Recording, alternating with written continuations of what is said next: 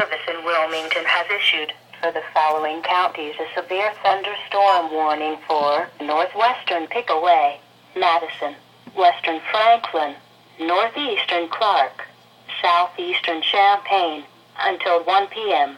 At 12:20 p.m., radar indicated a severe thunderstorm located near Cadalba, moving east at 25 miles an hour.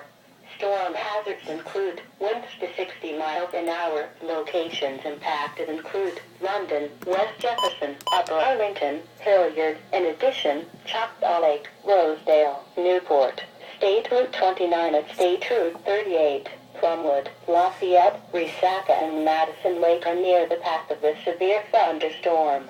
Seek shelter in a sturdy building.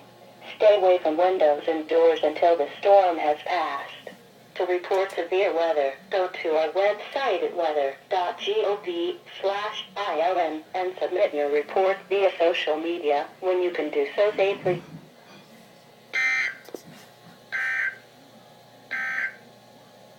Now